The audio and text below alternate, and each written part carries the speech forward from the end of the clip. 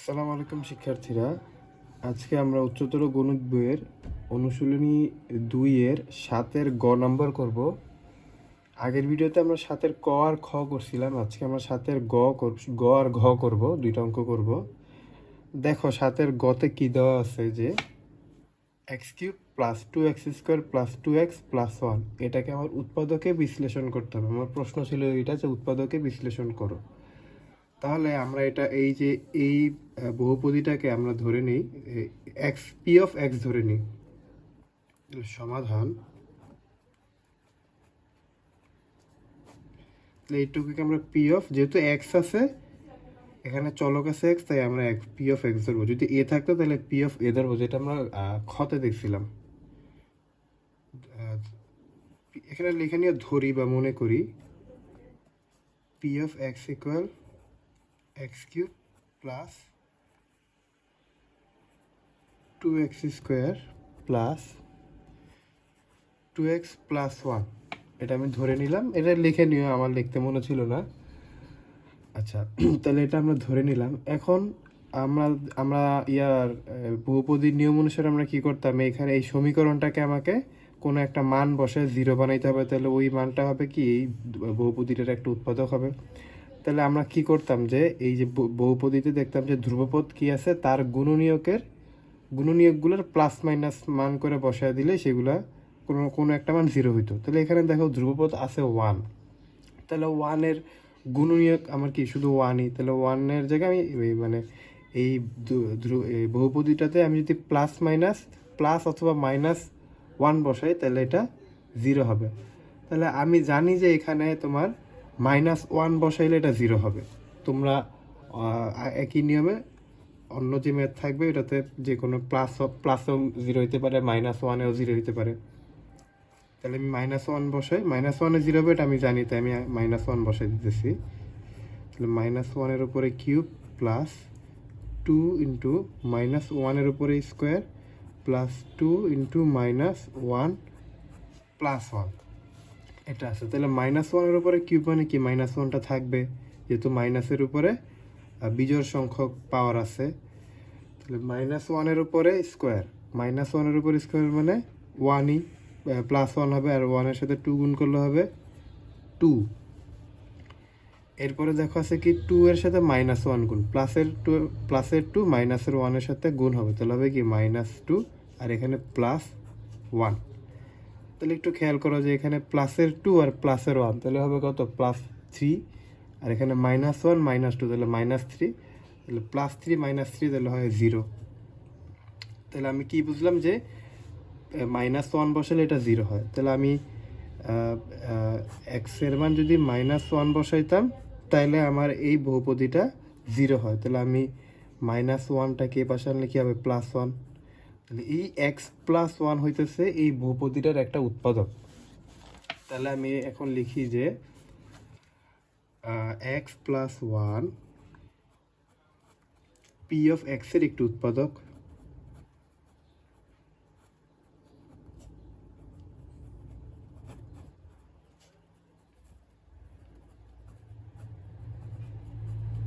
একটি উৎপাদক। তাহলে আমার যে বহুপদীটা ছিল সেটা আমি লিখি। আমার বহুপদীটা কি ছিল, এই যে এটা ছিল x³ + 2x² + 2x + 1। আচ্ছা, এখানে আমার জায়গা হবে না, আমি পরের পেজে লিখি।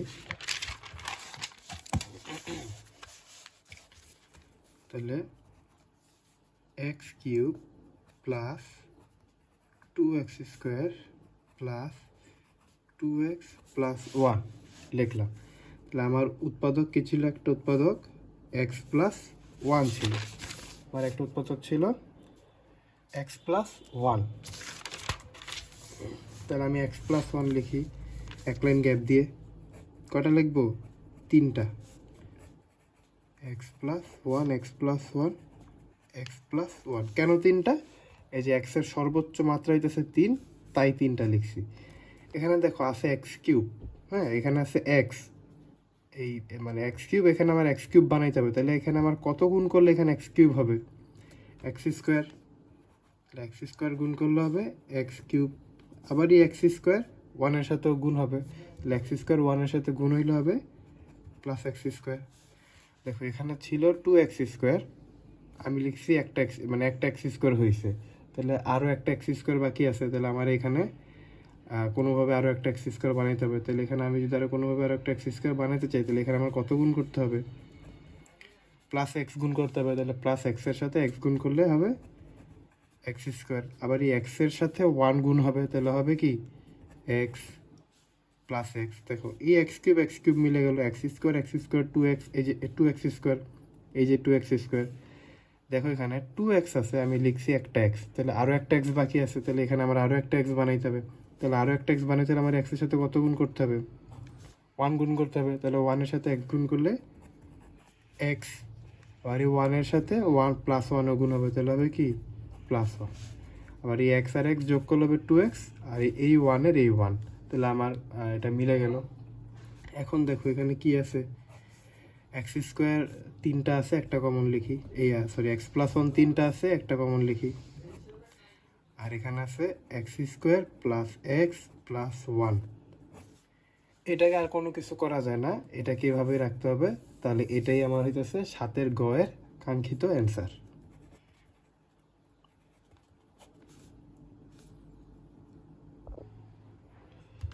দেখো এরপরে আমরা 7-এর ঘ নাম্বার অঙ্কটা করব। 7-এর ঘতে কি দেওয়া আছে, এই যে একটা বহুপদী দেওয়া আছে, x × y² + z² + y × z² + x² + z × x² + y² + 3xyz।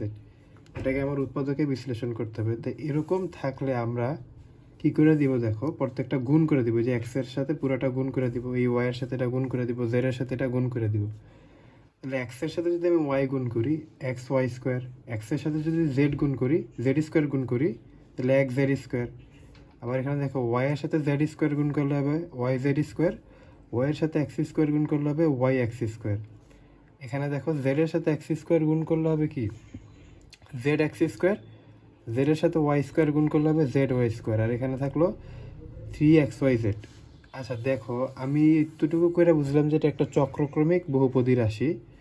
এখন চক্রক্রমিক কীভাবে বুঝবো, দেখো একটু খেয়াল করো। এখান থেকে যদি আমি xy কমন নিই, মানে আমি একটা যদি রাশি চিন্তা করি xy কমন নিই, তাহলে xy কমন হল আর কি আছে, দেখো এটা তো xy কমন যায়, এটা তো xy কমন যায়, এখান থেকেও কিন্তু xy কমন যায়। তাহলে দেখো xy² yx², দুইটার মধ্যে xy কমন এবং এটার মধ্যেও xy কমন। তাহলে আমি দেখো এই যে xy² লিখলাম, yx² লিখলাম, এখানে তো 3টা xyz আছে, আমি এখান থেকে একটা xyz আনলাম, এইটুকু আমি ব্র্যাকেটের মধ্যে রাখতে পারি। এরপর দেখো এই এই xy দিয়ে তো আমরা করলাম, এখন দেখো xz² xz আর কি, xz দেখো এটার মধ্যে xz কমন যায়, এখানে xz কমন যায়, আর এখানে 3xyz থেকেও তো একটা xyz নিচে আরও 2টা xyz থাকে, এখানেও দেখো xz কমন যায়। তাহলে দেখো এই xz লিখলাম, এই xz এর xz, আর এই যে zx² এর zx², যেখানে যেহেতু এটাতেও xz কমন যায় তাই লিখলাম। 3টা xyz ছিল, আর সরি 2টা xyz ছিল, এখান থেকে আরও একটা xyz লিখলাম। এখন দেখো আমার yz কমন যায়, দেখো yz কমন হলে কোনগুলো যায়, এই দেখো yz এটা, yz এটা, আর এখানেও একটা xyz বাকি আছে, এখানেও yz কমন যায়। তাহলে আমি বাকি 3টা লিখলাম, দেখো yz, এখানেও zy², এখানে xyz কমন যায়। তাহলে দেখো এইটুকু আবার আমি ব্রেকেটে রাখতে পারি, আবার এইটুকুকে আমি চাইলে ব্রেকেটে রাখতে পারি। এখন দেখো এইটুকুর মধ্যে তো আমি চিন্তা করছিলাম xy কমন যাবে, যে দেখো xy কমন নিলাম, xy যদি কমন নিই তাহলে এখানে থেকে কি থাকে, y থাকে, এখান থেকে থাকে x, এটা থেকে থাকে z।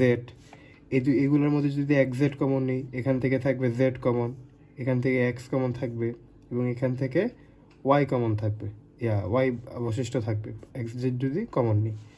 তা এখান থেকে যদি আমি yz কমন নিই, তাহলে কি থাকবে, এখানে থাকবে z, এখান থেকে থাকবে y, এবং এখান থেকে থাকবে x। একটু খেয়াল করে দেখো, এটা কিন্তু এক হিসাবে x + y + z লেখা যায়, এইটাকেও x + y + z লেখা যায়, এটাকেও x + y + z লেখা যায়। তা তিনোটাই x + y + z, তাই আমি একবারে লিখে দিলাম x + y + z, যেহেতু 3টা কমন আছে তাই একটা x + y + z। আর বাকি থাকে কি, এখানে xy এর xy, xz এর xz, yz এর yz বাকিটা থাকে। এখন দেখো এই তুমি চাইলে এখানেও অ্যান্সার লিখতে পারো, তবে আমি একটু সাজায় লিখি, x + y + z এর x + y প্লাস জেড, এখানে x y x y, y z plus z x, এটাই আমার অ্যান্সার।